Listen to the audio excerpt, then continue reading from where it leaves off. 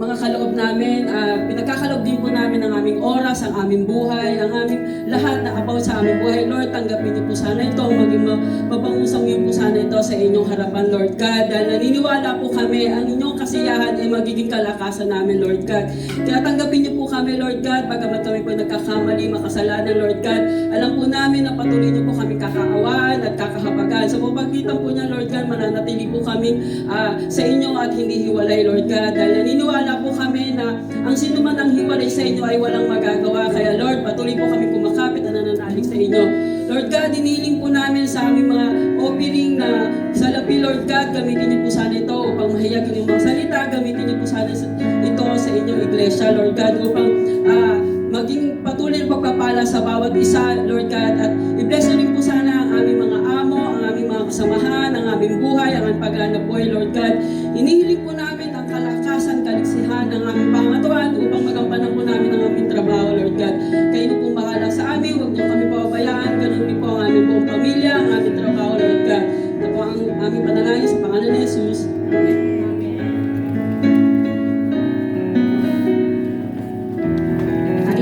Tayo para sa ating Matthew chapter 5 verse 17 to 20, 38 to 47. The fulfillment of the law. Do not think that I have come to abolish the law or the prophets. I have not come to abolish them, but to fulfill them. For truly I tell you, until heaven and earth disappear, not the smallest letter, not the least stroke of a pen, will be by many means disappear from the law until everything is accomplished. Therefore, anyone who set aside one of these commands and teaches other accordingly will be called least in the kingdom of heaven. But whoever practices and teaches this command will be called great in the kingdom of heaven. For I tell you that unless your righteousness surpasses that of processes and the teachers of the law, we will certainly not enter the kingdom of heaven. You have heard that it was said, eye for eye and tooth for tooth. But I tell you, do not resist the evil person. If anyone slap you on the right cheek, turn them to the other cheek also. And if anyone wants to sue you and take your shirt, hand over your coat as well. If anyone forces you to go 1 mile, go with them 2 miles. Give to the one who asks you, and do not turn away from the one who wants to borrow from you. Love for enemies. You have heard that I was said, love your neighbor and hate your enemy. But I tell you, love your enemies and pray for those who persecute you, that you have made children of your Father in heaven. It causes the sun to rise on the evil and the goods, and send rain on the righteous and the non-righteous. If you love those who love you, what reward you will get? Are you not even the tax collector doing that? And if you great only your only people, what are you doing more than others? Do not even pagan do that. Be perfect, therefore so for Heavenly Father's perfect. This is the word of God. Amen.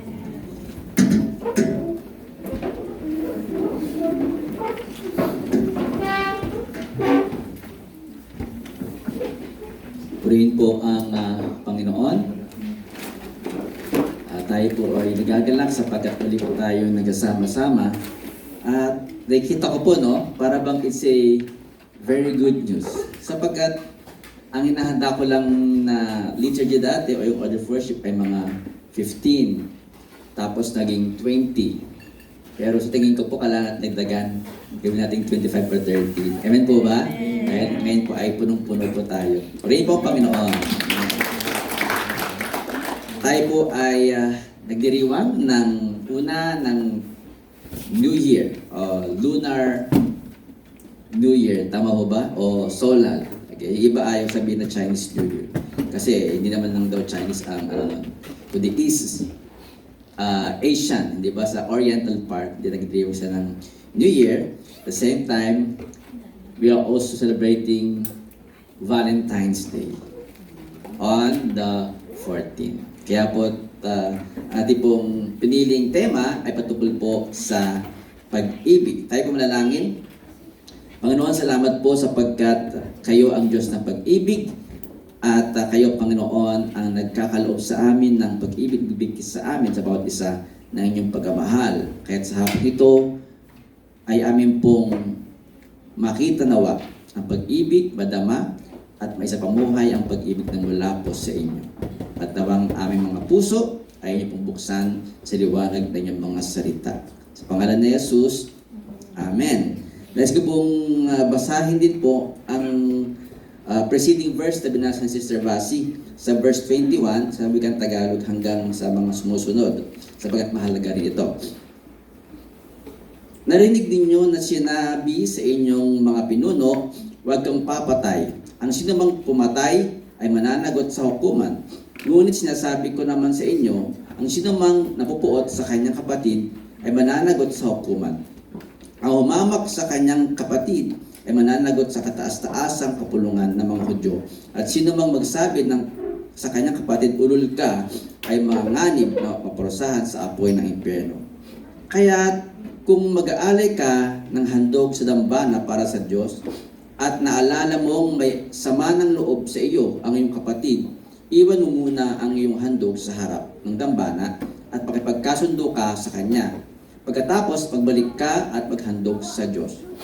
Kung may ibig magsakdal sa iyo, makipag-ayos ka agad sa kanya bago makarating sa hukuman ng inyong kaso. Kung hindi, ay dadalihin ka niya sa hukom at ibibigay ka nito sa tanod at ikukulong ka naman sa bilangguan. Tandaan mo, hindi ka makakalabas doon hanggat hindi mo nababayaran ang kahuli-hulihang barya na dapat mong bayaran. Narinig ninyong sinabi, huwag kang mangalunya. Ngunit sinasabi ko sa inyo, ang sino mang tumingin sa isang babae ng may pagnanasa ay nangangalunya sa babaeng iyon sa kanyang puso. Kung ang kanang mata mo ay nagiging sanhi ng iyong pagkakasala, dukutin mo ito at itapon. Mabuti pang mawalan ka ng isang bahagi ng iyong katawan kaysa ang buong mong katawan ang itapon sa impyerno. Kung ang iyong kanang kamay naman ay nagiging sanhi ng iyong pagkakasala, putulin mo ito at itapon. Mabuti pang mawalan ka ng isang bahagi ng iyong katawan kaysa ang buong mong katawan ang itapon sa impyerno. Ito po mga kapatid na ating binasa ay patungkol po in general ay sa pagtuturo ni Jesus ng pagmamahalan at pag-ibig sa kapwa. Si Jesus ang kanyang sentro ng kanyang mensahe lagi ay pagmamahal. Kaya nga po si John 3:16, alam natin lahat, sabi niya, for God so loved the world that He gave His one and only Son, that whoever believes in Him shall not perish but have an everlasting life. Love is the foundation of God's salvation to humanity. Hence, these are God's order. Love God and love your neighbor with all yourself, with all ourselves. That is the by commandments. Pinaikli ni Jesus para bang He condensed it into two. Kasi maraming mga regulasyon, mga batas ang Panginoong Diyos, pero pinasimple lamang niya ito sa dalawa. Love God and love your neighbor.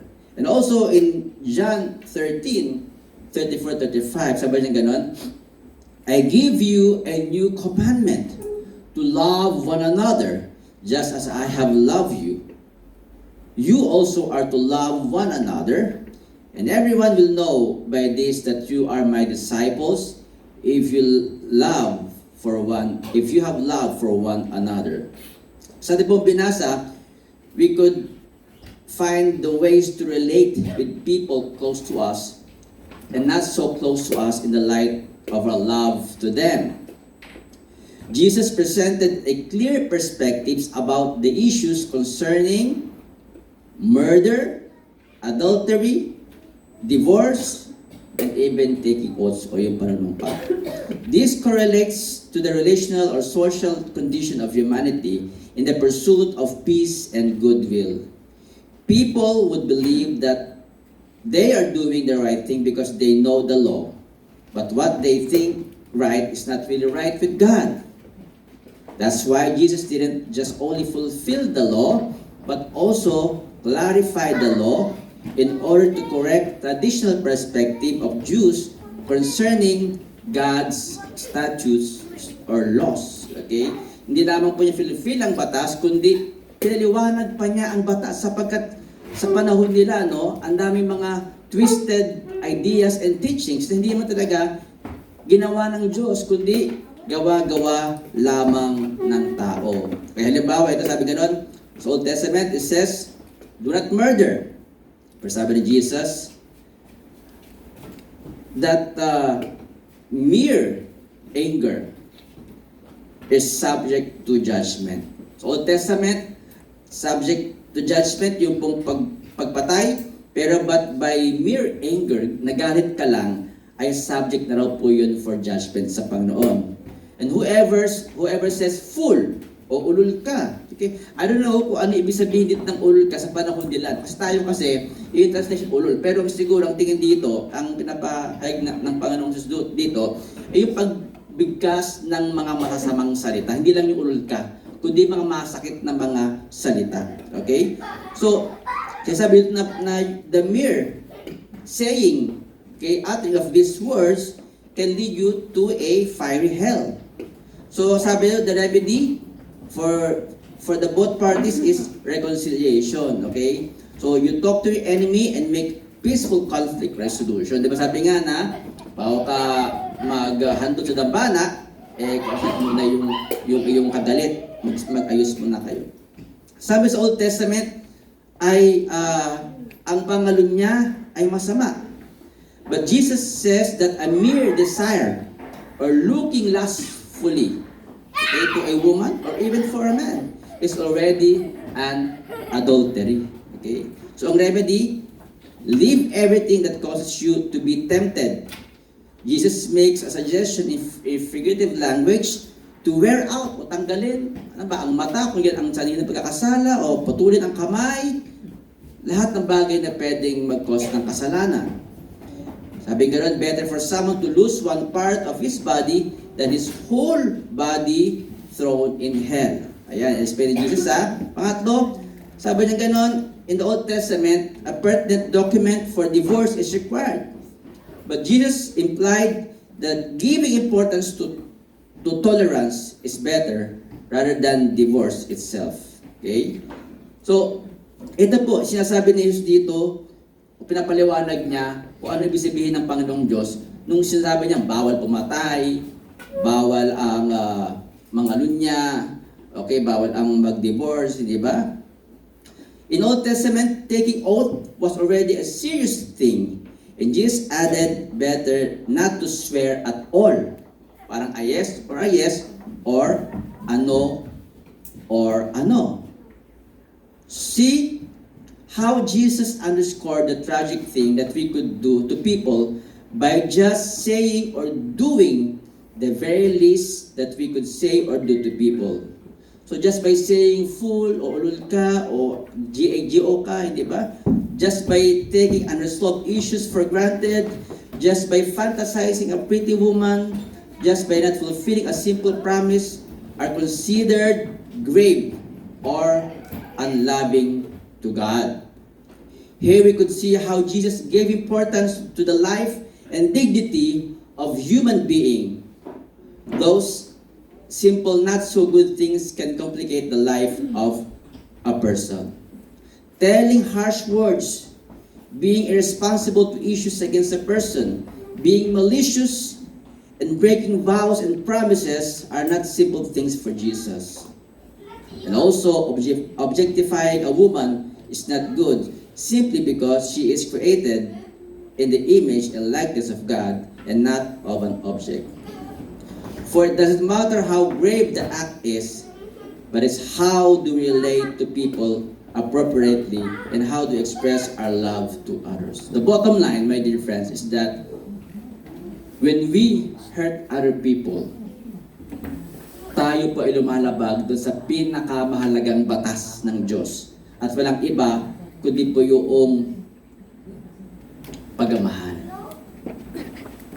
Walimbawang lulukuhin mo ang iyong asawa, bakit sinasabi niyang mali yung kasalanan yon? Kasi nga, sabihin, hindi ka nagmahal. Sabihin, sinaktan mo ang damdamin ng tao. Kung ikaw ay nagnakaw, ito ay kasalanan, not because it's a sin itself, pero dahil merong naagrabyadong tao. Okay? Kung nagsinungaling ka, ganun din. Para bang niloko mo siya. Kung nagsalita ka ng hindi maganda, anong nangyayari? Hindi na-express talaga yung pagmamahal. Kaya't lagi nating tatandaan sa buhay na ito, yun pong pag-ibig lagi. Hindi yung lagi merong tayong batas na kailangan iisip, ay, kasalanan ito, ay, kasalanan ito. So, masyado tayong conscious sa mga ating ginagawa, hindi ba? Alam, nagkasala ako. Ano kaya yung mga batas at mga bagay na kailangan kong gawin at hindi gawin. So, kung conscious tayo masyado sa batas, ibig sabihin, under the law pa rin tayo. But because we are under grace, under God's love, iba na ating pananaw. Ay, nagkasala ako. Ginawa ko ito, sabihin, hindi ako nagmahal o hindi ako nagpahayag ng pagmamahal sa aking kapwa o sa aking asawa o sa aking kaibigan. So it's about respecting the integrity of every creation regardless of his or her gender, age, behavior, appearance, and level of thinking. So tayo minsan, naimilit tayo ng mga kausap, naimilit tayo ng mga kaibigan. Okay? Pero sa Panginoong Diyos, kailangan palagi meron tayong pagmamahal. Sabi nga, ang bawat tao raw ay merong kanyang mga love language. Tama ho ba? Ibang love language ay touch. Okay? Touch ng asawa, o yung sweet words, di ba? Iba naman yung oras sa bawat isa. Iba naman, feeling love siya kapag binibilhan ng Louis Vuitton na bag. Mga ganyan, di ba? May kanya-kanya tayong mga love language. Pero parang lahat yata babae, yung love language, pera, no? Dapat ibahin po na, dapat iba naman. Hindi mo naman laging ganon, di ba? Dapat rin, love language ay yung, kung ikaw ay makpayan, di ba? Yung ganyan, no? So magkanya-kanya tayong love language. Pero alam niyo ba, si Jesus, talagang tingin ko na iniwala sa ganito. Kaya sa mismo, meron siyang love language para ipahayag sa ibang pagmamahal. Gaya ng His healing touch, diba? His comforting words, His ample time with His disciples, okay? And with His family, and His feeding of the people. Yan po yung ginagawa ni Jesus, no? I am certain that we are having a hard time obeying God's order. We all agree that obeying the by commandments, yung 2 commandments na yun, the 10 commandments, and the commandment that we love our others are hard to do. But don't you know that if we love sincerely, we have already fulfilled the law? Patayo na isip natin, Lord, paano ba sumunod sa inyo o sa inyong mga batas? Pero kapag po tayo ay nagmahal, ibig sabihin, tayo na po ay sumusunod sa kautusan. Okay? Romans 13:8. Owe no one anything, o wag magkaroon ng utang kanino man, except to love one another. For the one who loves his neighbor has fulfilled the law. O, maliwanag po yan. Maliwanag sabi ni Pablo. For the one who loves his neighbor has fulfilled the law. Okay? For the commandments, do not commit adultery, do not murder, do not steal, do not covet, okay, are summed up in this. Love your neighbor as yourself. Love is the fulfillment of the law. Ulitin ko, love is the fulfillment of the law. So love isn't always a feeling of, ecstasy or emotion or something relational whatsoever. You can love by simply doing good, even to your enemy. Love is not just a noun. For Jesus, love is a verb. Sabi po sa verse 38, narinig din yung sinabi, mata sa mata at ngipin sa ngipin. Ngunit, sinasabi ko sa inyo, huwag kayong gumanti sa masamang tao. Kung sinampal ka sa kanang pisngi, iharap mo rin sa kanya ang kaliwa. Kung isakdal ka ni naman upang makuha ang iyong damit, ibigay mo ito sa kanya, pati ang iyong balaban. Kung pilitin ka ng isang kawal na pasanin ang kanyang dala ng 1 milya, pasanin mo iyon ng 2 milya. Ito sa mga Roman soldiers, di ba? Pag pinapala yung mga Israelita, di ba yun? Pinapagawa yun, no? Bigyan mo ang nangihingi sa iyo at wag mong tanggihan ang nangihiram sa iyo. Ka-favorite ng mga mangungutang, okay? Huwag niyo lagi ikot ito, ha? So ano ibig sabihin ni Jesus dito, mga kapatid? Yung mahalin mo ang iyong kaaway, hindi ito yung para bang nakita mo yung kaaway mo, kailangan pretty mo sa sarili mo na kailangan mahalin ko siya. Kailangan I feel good about him kasi nirape niya ako. Mali yun. Okay? Kasi talaga mayroong natural yun na kung ginawa ka ng masama, masaktan ka. Amen po ba? Ang sinasabi na pag-ibig ay yung pong paggawa ng mabuti sa mga nang-api sa'yo. Yun po ang ibig sabihin ni Jesus dito ng mabuti. In other words, killing your enemy with your kindness. Yan po ibig sabihin ni Jesus dito, no? Nasabing gano'n, na kapag daw sinampal ka sa kaliwa, ibigay mo yung kanan. Anong klase yun? Pag ilibang hinubaran ka, di ba? Ibibigay mo yung balabal mo. Anong klase yun? Of course, hindi ito yung literal, no? Ibig sabihin ni Jesus dito, na be radical when it comes to love. Na kahit ikaw pa yung inapi, nagrabyado, nagawa pa rin gumawa ng mabuti, kahit hindi mo talaga siya feel love. O hindi mo siya talaga, you don't feel good about him or her. Yan sabihin ng pag-ibig ni Jesus dito. At hindi yung kalangan, pilitin mo sila, ang kit-kit naman ang kaaway ko. Di ba? Ganda-ganda niya. Nangigigit ka na sa kanya eh. Pero ang gantihan mo, ang pagganti mo, kalangan, gantihan mo ng kabutihan. Kaya nga halimbawang nakita mo ang iyong kaaway, nag-cross kayo landas. Yung talagang pinaka-arch enemy mo. Nag-cross kayo landas. Para bang na-urge ka na kamayan siya. Kasi kahit paano, may napigsama, di ba? Mag-extend. Kaya siguro mag-cousin kayo, di ba? Na nag-away, ganyan, kapatid ganyan. Na-urge ka na kamayan siya. Ay, hello, ganyan. Bineso-beso mo pa. Yung ba'y ka-plastikan? Pero sabihin mo, ay, ang plastic naman na kasi bakit, di ba? Magkaaway ka siya, ba't bineso-beso? Hindi. Ang tawag dyan ay pagkipagkapwa-tao. Ang tawag dyan ay pagmamahal na kahit ay nagregrado ka niya, ay ginawa pa rin siya ng kabutihan kahit sa ganong bagay lamang. Yung nakita mo sa hindi ba? Hindi ka plastikan yun. Kundi yun ay pagkasagawa sa sinasabi ng ating Panginoon Jesus na tayo ay magmahal, maging ng ating mga kaaway. Kaya tanong po, kung merong halimbawang love meter ngayon or gauge, okay?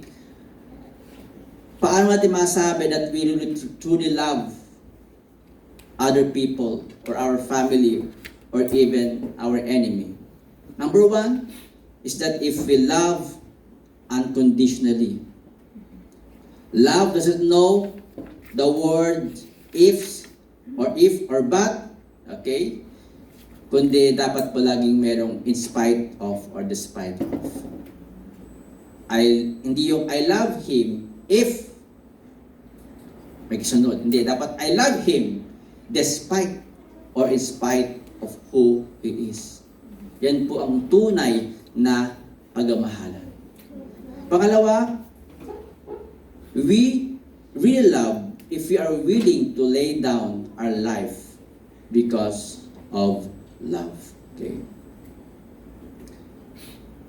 Gaya po ng ginawa ni Jesus na inalay niya ang kanyang buhay para po sa atin. Dahil mahal na mahal po niya tayo. Meron po isang kwento about Valentine's. Ano ang history ng Valentine's?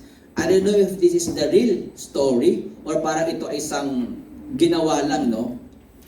Yung kwento raw ng kaya merong Valentine's Day Kasi merong pare ng pangalan ay Saint Valentine's. O siya ay si Valentine, no? Na he was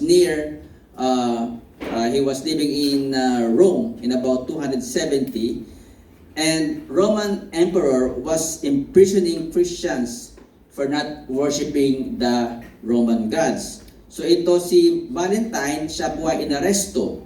Doon po sa kulungan ay mayroong mga gwardya, at yung gwardya na yon meron siyang anak na bulag. Sabi ng gwardya, kung totoo kang lingkod ng Panginoong Diyos, pwede bang ipanalangin mo ang anak ko na gumaling, ang daughter niya, o adopted daughter niya na gumaling. At yung nga po, gumaling po yung daughter niya. Sa loob po ng bilangguan, si Valentine, si Father Valentine, doon siya nangangaral. At marami po ang naligtas doon. Okay? Ngayon, itong yung emperor, tinanong niya, ano ba nangyari dyan? Ano nangyari dyan sa loob ng bilangguan? Yun na nga, may mga naligtas, at tinanong siya, ikaw, Valentine, sino ba ang Diyos mo? Naniniwala ka ba na si Jupiter ay Venus ay God or Goddess? Sabi niya, syempre, dahil siya ay lingkod ng Panginoon, sabi niya, hindi po. Meron lang isang Diyos. At kaya po siya pinatay. Okay? Kaya meron daw Saint Valentine's. Sapagkat meron isang lingkod ng Diyos na handang ialay ang kanyang buhay para sa mga tao, at higit sa lahat ay para sa Diyos at para po sa kanyang pananampalataya. So, he was willing to risk his life to free the prisoners and spread the good news of Jesus Christ to those who need to hear. The Bible says, no one has greater love than this, to lay down one's life for anyone's friend. Yan po ang ginawa ni Jesus sa atin. At nais din ni Jesus na gawin po natin ito. God showed His love by coming in Christ to die for our sins. Okay? So when you love, you give all. Amen po ba? Pag nagmahal ka, binibigay mo ang lahat. Misa pa, wala ka titira sa iyong sarili. Yun talaga ang tunay na pag-ibig. Ang tunay na pag-ibig, hindi po nagsusumbatan. Hindi nagkwekwentahan ng yung binigay o ginawa. Ay, meron ganyan, no? Halimbawa nga, noong nangiligaw, bigay ng mga tapibigay sa niligawan. Kaya binasted. Binabawi ngayon. Yung bulaklak, yung teddy bear. Hindi dapat ganun. Kung talagang mahal mo yung tao, walang bawian, walang sulian ng anuman, at walang kwentahan. Pero kailangan ganyan eh. Bakit yung walang-wala ka? Ako naman nagpatira sa'yo dito ah. Yung mga sumbatan na yung walang-wala kang trabaho, ako nagbigay sa'yo, nagbigay lahat. Hindi po. Hindi yan tunay na pag-ibig. Kasi tunay na pag-ibig, hindi mo kinukwenta. Ikaw ba magulang ka o asawa ka? Tapos kapag nagka-problema kayo ng asawa mo, bakit ako naman nagpapadala sa'yo ng ganito? Hindi mo kinakwenta yun. Yung binigay mo sa mga anak mo, kakwenta mo ba yun? Yung pinakain mo, pinag-aral mo, isusabat mo ba yun sa kanila? Hindi. Walang ganun sa tunay na pagmamahalan ng mga magulang, mag-asawa. Hindi. Walang nagtutuusan. Diba? Ito nga, utang mo, ganyan-ganyan. O ito nga, binigay ko sa'yo. Hindi po ganun. At dapat ang pagmamahal talaga, binibigay mo ang lahat. For me, I cannot imagine na isumbat ko sa anak ko na, hoy, alam mo ba, ako ang nagpakain sa'yo, nagpadala sa'yo sa magandang school. I can't imagine that. Kasi sa akin, bilang magulang, obligasyon ko yun. Kaya siya, paglaki niya, well and good kung siya ay maging matagumpay. Siyempre, kailangan tumanaw, no? Tumanaw in the sense na maging magpasalamat. Grateful, pero hindi ko siya i-obligahin ng naman. Kasi nga, ang aking pagbibigay sa kanya, para sa kanya, kusang loob ko yun sa akin. Wala akong hinihinging kapalit. Yun ang pagmamahal. Ngayon, kung lagi tayo nagkwentahan, nga, di ba, binigyan kita ng ganito, ng Pasko, ganyan-ganyan. May mga ganyan boyfriend-girlfriend. O yung birthday mo, binigyan kita ng magandang gold ring, ganyan-ganyan, dapat ako rin. Anong klase yun? Anong klase pagmamahalan meron kayo kapag ganun? Di ba? Of course, give and take, pero hindi dapat umaasa na ikaw ay bigyan. Kasi ang pag-ibig, tunay na love, you always give. Hindi mo kailangan kwentahin yung ginawang kabutihan sa tao. Yun talaga ang tunay na pag-ibig. At ang pag-ibig talaga ay yung pong tayo po ay marunong magtimpi o magtiis. Lalo na sa ating mga mahal sa buhay. Di ba? Kahit na hindi mo naman love language yung mag-I love you, eh asawa mo naman, yun ang gusto niya, ilalambing mo siya. Eh di kahit na ayaw mo, di, I love you. Pero, ganun na. Kasi hindi mo yun, ang love language mo ay more on, siguro, sa mga laki, di ba? You provide, di ba? Yung ganun, siguro yung tagalambing, o yung anumang ano, pero hindi mo love language yung lagi nagsasalita ng mga, I love you, bangga. Di ba? Eh, kahit yun ang gusto niya eh. Love language niya, eh di, magtiis na lang. Ano masama kung sabi mo, I love you, pangga.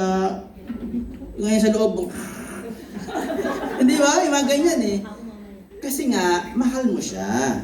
Yung simpleng bagay, kailangan pa bang pweresahin kang gawin yun? Diba? Sa mga babae naman, sa mga inaon, diba? Isang taon na, wala pa nangyayari sa inyo. Eh, kumakalabit na si mister, manang pagbigyan mo siya.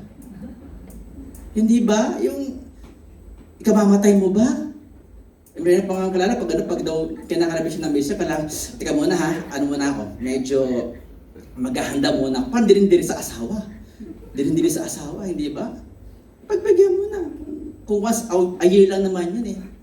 Hindi ba? Kasi mag-away kayo. Di ba? Ang gigil asawa mo na ano. Isang taon na, wala pa nangyayari sa atin. O kaya ano, tagal-tagal na. Pagbigyan mo na. Sabihin po, sa pag-ibig, kailangan hindi lang puros tayo kabig ng kabig o tanggap-tanggap. Kailangan, magbigay din po tayo. Ganun. Dahil yan po ang nais ng Panginoong Diyos sa atin. Na magmahal po tayo ng buo. Sabi nga, di ba? May kasabihan na kapag daw nagmahal ka, pwede mahal ka, huwag mong ibigay lahat. Kaya mga ganun na, kailangan magtira ka rin. Eh bilang sabihin, siguro doon, sabihin, magmahal ka, pero marunong ka rin na mag-isip. Kasi iba yung nagmamahalan sa naggagamitan. Di ba? Yung abuso na yun. Pero naniwala ako na ang tunay na pagmamahal, kailangan binibigay mo talaga lahat. Binibigay mo lahat, same time, nag-iisip ka pa rin. Iba naman kasi, hindi na nag-iisip. Okay, kumbaga, inaabuso na sila, di mo talaga sila mahal, pero ano pa rin, para bang, sige lang, di ba? Mali po yun. Ang nais po ng Panginoong Diyos, yung pong tamang pagmamahal. At ating ulitin na ang tunay na pagmamahal, hindi lamang po yung feelings po natin. Kayo ba ngayon, sa mga asawa ninyo, sa mga partner ninyo, mayroon pa bang romance? O wala na? Malamig. Malamig pa sa yelo. Di ba? Pero dahil ba doon sa walang romance, maghihiwalay na kayo? Hindi ba? Bakit? Kasi mahal mo yung tao eh. E paano ka lang si Mr. may diabetes? Wala na. Opso. So iwanan mo na siya. Kasi hindi nga mapagbigyan sa kahilingan mo, sa gusto, sa pangalang mo. Hindi, di ba? Bakit? Kasi mahal mo yung tao. Okay? So in other words, ang pagmamahal talaga ay malalim. Hindi lamang yung parabang nag-spark lang. Nakita ka lang ng gwapo, di ba? O maganda talagang ano yung mata mo. Yun na yun. Hindi yan love yun. Ang tunay na love, sabi nga, through thick and thin, ay magkasama kayo, nagdadamayan kayo, nagtutulungan kayo. Ang tunay na love, mga kapatid, ito, ulit-ulitin natin. Ang tunay na pag-ibig, whether say yung partner, pamilya, kaibigan, o kaaway, is always yung doing good. It's not really feeling good, but always doing good to your loved one, and most especially to your enemy. Yan po ang ginawa ni Jesus sa atin. He did the right thing. He did the good thing. And that is to offer His life for us. Yan po ang kanyang ginawa. wala po sinabi, ay feeling ko, ganito feeling ko. No. It's all about saying good and doing good. Kaya the next time, makita mo yung kaaway, pinakitaan mo siya ng kabutihan, hindi mo siya sinaktan, yan na yung love. Hindi mo kailangan makitan sa kaaway mo. Ang kailangan lang, may parating mo sa kanya ang pagkapatawad, kahit na masakit pa rin, pinatawad mo na siya, at kailangan binibigyan mo siya ng mabuting bagay, ang iyong mga salita ay dapat mabuti rin. Ito po ang ginawa ni Jesus para sa atin. Tayo po manalangin. Tayo po natin tumayo.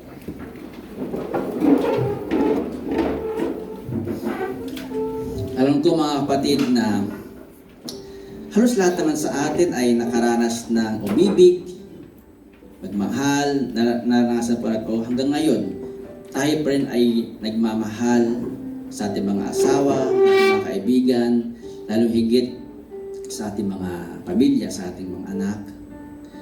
At gayon din, naniniwala ako na marami rin tayong mga nasaktan o mga taong nakasakit sa atin.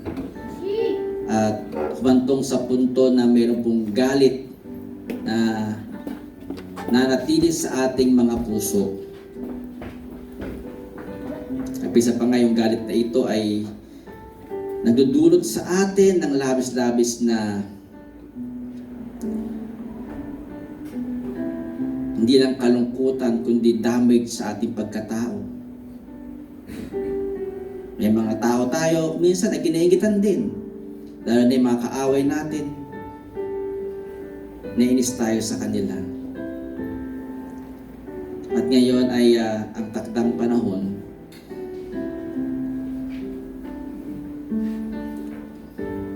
upang ipahayag natin ang pagkapatawad sa kanila sa magitan ng ating mga labi, ng ating mga bibig,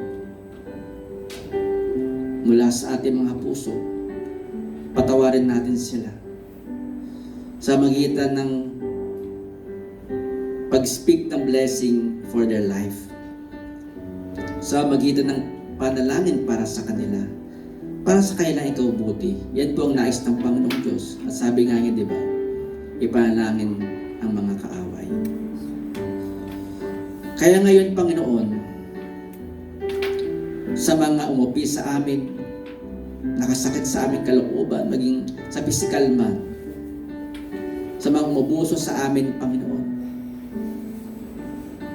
amin silang naalala, binibigkas ang mga pangalan nila.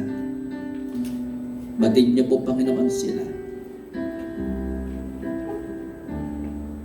Nalabis po na nakasakit sa amin, humiwa sa aming mga puso. Hanggang ngayon, kuminsan hindi pa namin po makalimutan.